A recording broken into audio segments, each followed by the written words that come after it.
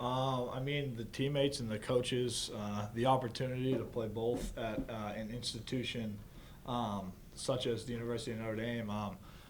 I think coming into school, I didn't really know what to expect. I was excited to be able to play both. I was excited that the two coaching staffs were going to allow it and help me do it. And from the last 3 years I've played baseball, I mean, I can't say enough about the coaches and the players. It's not often you get to come in halfway through the season and then and play without any bit of you know backfire from the players that you're teammates with or the coaches that you haven't been practicing with for all the hours that all the other kids have. And then what is your plan heading into the draft, or do you still have to wait and see where you're selected? Well, I mean, I gotta wait and see. I gotta get selected first. I think that's the hope. That's what the goal is. And then after that, we'll see. But hopefully, I'll be able to get selected in the Major League Draft and take it from there. All right, thanks.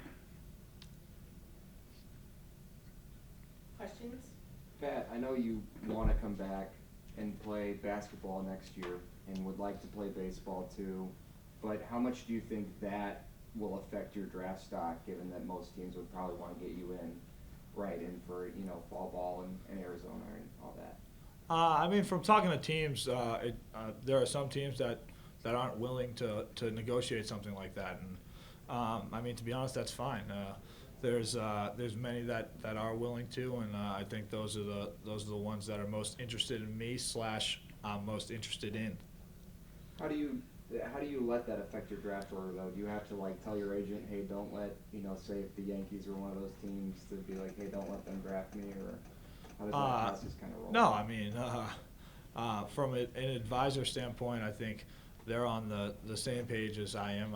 I relay how I feel, and you just kind of let the teams work it out from there, and hope that it doesn't hurt your draft stock too much. But at the same time, if it does, you still got to have confidence in your ability to play and to know that, well, if you're lucky enough to get drafted, it's going to give you all the opportunity that you need to make it to that next level. Are you worried about that affecting your draft stock a lot? No, not really, because I think at the end of the day, worst case scenario, or not even worst case scenario, but one scenario could be I come back and play both sports at the University of Notre Dame. I mean, it's been a great time doing it now, and it's been a success. And I mean, I love the team on both sides and the coaches on both sides. So if that happens, then I'll attack it head on next year.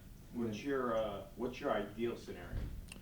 Ideal scenario is probably to obviously get drafted high this year and work out a deal where I play professional baseball over the summer until about the end of July. Come back, go to Italy with the basketball team, get some practices in before, and then over the fall, just be at school, finish my degree, and play basketball up until that season ends, and take it from there. And that's something you believe is definitely possible. You've heard interest from people that they're willing to work with you to do that. I guess kind of Jeff Samardzija like. Yeah. I think obviously with the fabulous season Jeff's having this year, I think that only helps my cause. It helps show teams that it can work that way and that it doesn't hurt too much. And I think teams are very intrigued as to what happens when I start playing baseball full time, and if that's what I want to do up until that time comes, then they're willing to work with me on it. Where have you been projected to go? I mean, it all depends. I mean, there's been reports preseason that it was first round. There's been reports now with basketball that it's fifth round. But, I mean, really until draft time, I won't know.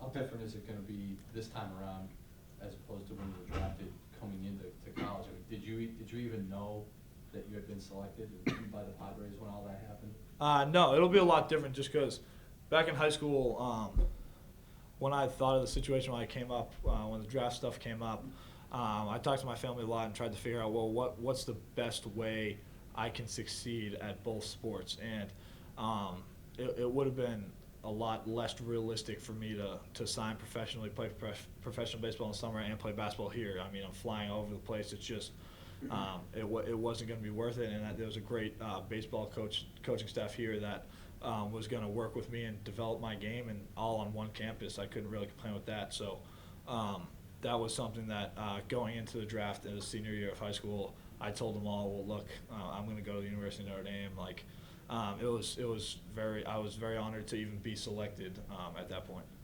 How are you a better pitcher now than when you were first drafted?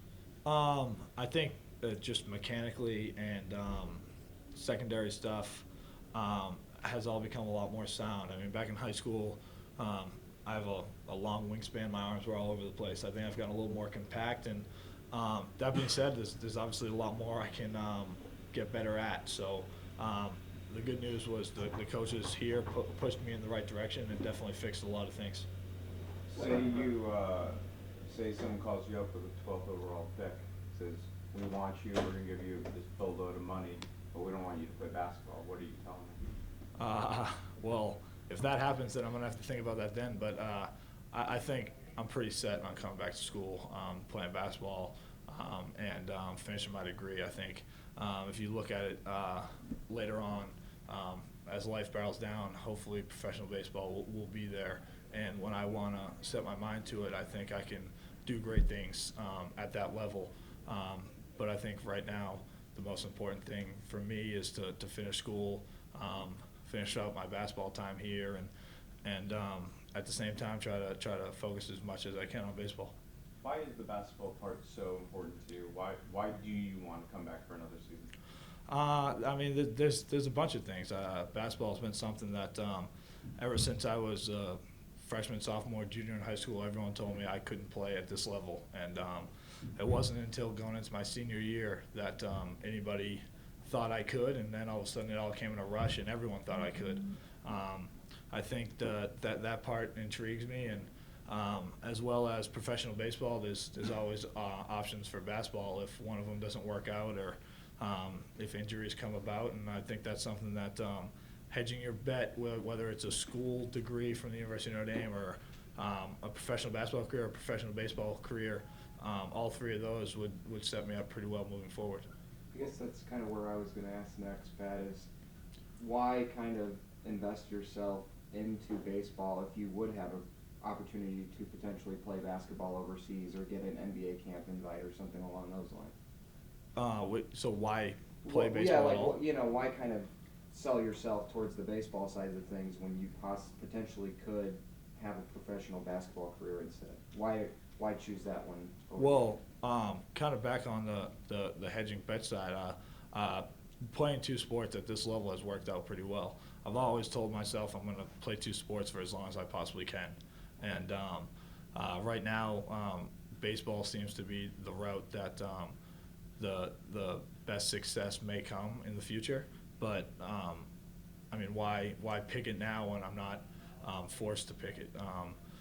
And basketball-wise, if something comes about, then something comes about. I mean, if I play professional baseball over the summer, then I can always come back and play basketball, like I've said. And if basketball has something come about then all of a sudden there's something that I have to cross when that time comes. What kind of throwing program are you on between now and when you report to your team? So for me, I think I do a lot of it based off feel. I have this year I threw all throughout the winter from fall straight through until the spring. I don't think it's a bad idea to give my arm a few weeks to recover because I've been throwing. I threw last summer. I did a throwing program to strengthen my arm after the Cape last summer, and then I threw all last spring. I've almost been throwing for a year straight, so I don't think it's a bad thing to do my band work, keep my arm flexible, but take a week or two off and focus on class and focus on the more strength and conditioning part of things than pure throwing. Are there some teams that have shown more interest than others to you and your agent? What? Are there some teams that have shown more interest than others to you and your agent? Major league baseball teams? Well, it's an advisor, and there's been some. I don't really know because at the same time, when the draft starts, I mean, it could be anybody. I mean, you don't know until you're drafted. But there's been a bunch of teams back in the New England area interested, and then there's been random teams across the country interested. I've talked to so many that I don't know if there's one that's talked more than another. Actually, logistics question on the, because you mentioned advisor versus agent. Do you have to, can you not have an agent at all because it would ruin the basketball side of things? Or are you allowed to have, I guess, a baseball agent? How does that actually work? What have you been told about that part? So until you're selected in the Major League Draft, whenever that may be, you're not allowed to have any sort of agent. There's people that advise you on what may happen, stuff like that, and you call them an advisor. But agent-wise, obviously, if I were to be drafted, it'd have to be a strictly baseball one, and up until then, it's really not. There's really no agent besides an advisor.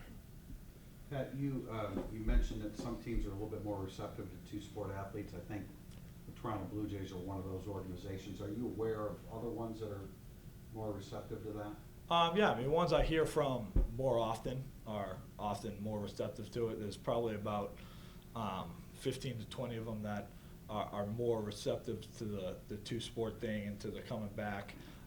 When I initially said that I was going to come back and finish school and finish out my basketball time here, about 10 to 15 said, well, it's okay, well, we're not interested. And for me, that's fine, because at the end of the day, it was just like picking a college. To schools that were going to say, yeah, you can do this, but it's going to be tough. Well, you're already stacking the odds against me before I even get to campus. Why not pick a school where they were saying, well, you can do it, and we're going to help you succeed at it. Can you name a couple of those organizations that are receptive to it? I know I've talked to the Yankees and the Red Sox a lot, the Angels a lot. There's really probably 10 of them about that I've talked to a lot. You mentioned Jeff Samardzija. You had an opportunity to speak to him. I know he played football. It's different sports, but have you had that opportunity, or have you had an opportunity to talk to anyone that's done the basketball-baseball combination? I've had an opportunity to talk to his brother a lot, Sam, and he's there's been a lot of similarities with Jeff and myself, and obviously he made it work out very well, and there was a lot of similarities between the way Russell Wilson and Jeff Samardzija did it when he was back in college as well. So I'm more or less trying to go along the same path. It'll be a little different this year because of the new CBA rules within the draft. They changed those after my senior year of high school was the last year the old ones were set in place. So there's a few different technicalities, but for the most part, it's along the same lines. How close are you to your degree? After I finish this class, June 13th, I'll be 15 credits away a semester. How much easier would it be just to focus on baseball if you weren't such a main guy for hoops? I guess a lot. I mean, if basketball wasn't there, then obviously I'd focus on baseball. That would be a very reasonable and logical thing to do. But fortunately, basketball is there, and fortunately, I've been able to work myself into a position to have a big impact on this team, and that's something that I take pride in, and something that I want to stick around and help this team win. But basketball, too, like you said, help the team win. If you weren't a main guy in the rotation or a possible captain this year, would it be a little easier just to say, all right, I'm going to go baseball because, basketball, I'm there, but I'm not really a key guy. I mean, you're going to be one of the key guys in 14, 15. Yeah, it might be a little easier. I think one of the big things is also the school side of things. A lot of professional baseball teams counter that with, well, you can always come back and get your degree. But I mean, you look at guys once they go, and if they're succeeding as the way I want to succeed, they never come back. They focus primarily on baseball, and by the time before they know it, they're 35 years old. They're at the tail end of their career, and they have a family, and they still haven't done it. So I think one of the main reasons why I chose to come to college, besides the basketball portion of things, instead of just trying to play professional baseball, was it's the correct time in my life to do school and to get a degree from such a great institution like this, and to play both sports. Can you take care of those 15 credits in the fall? Yeah, yeah. Any other questions? Mike, do you have any follow-ups? No, all set. Okay. Actually, I've got one more. Just what will that moment be like? Do you think if you hear your name called in the first, 4 or 5 rounds, or first 4 or 5 rounds? I mean, it'll be awesome. It'll be.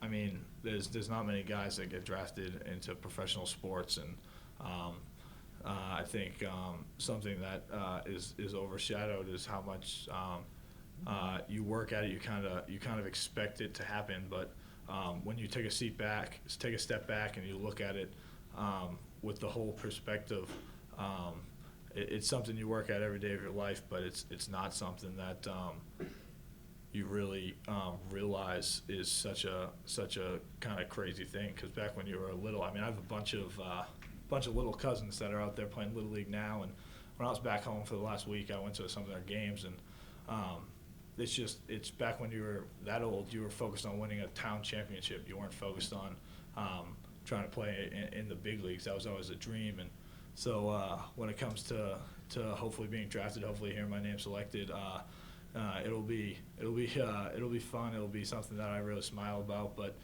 it'll be something I take in stride and try to remind myself, well, it's not over once you get drafted. You got a long ways to go, especially when you're in Major League Baseball. With all the minor league organizations, you got to focus and try to really succeed as quickly as possible at each level. Where will you watch it? What? Where are you going to watch the draft? I'm not sure yet. I'll be out here. I'll be, who knows, probably I'll be with my parents and just kind of see what happens. You mentioned one scenario would be to come back and play both. Is there a certain round or anything that you have in mind that, okay, if I don't get picked by this round, then it makes more sense to come back and play baseball at Notre Dame one more time? I haven't really set like a round or dollars or anything like that. I think it more comes down to me for feel, and at the end of the day,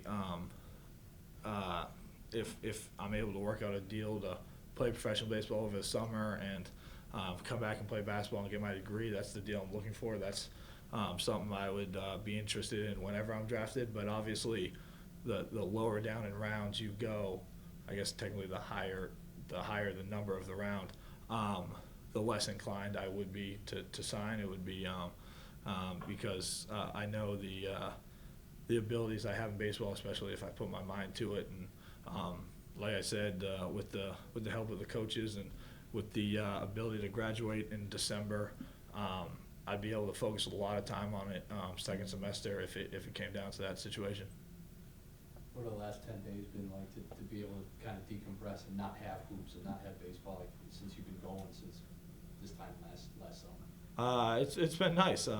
Home's not something I get to go around a lot, and so it's nice to get home, catch up with the family, see my godson who I haven't seen much because he was born during the heart of basketball season last year, or the beginning of preseason. So it's nice to do that, but at the same time, for me, I guess I'm always eager to get back. I'm always eager to work harder at both sports, and summer school is the best time to do that because you don't have nearly as hard of a class load.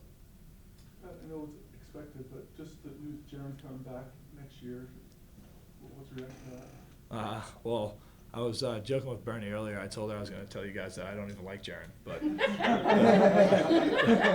the fact of the matter is, me and Jaron are very close, and I'm excited for him to get back probably just as much as he's excited to get back. And it'll be fun coming in my freshman year as the only freshman on the team, and now leaving with a kid who I've played all 3 years with. I mean, he redshirted his freshman year, so our first times playing were the same time, and it'll be cool to go through those 4 years playing side by side by him. And I think it'll be a tough backcourt, or 2-3, whatever you want to call it, to compete with.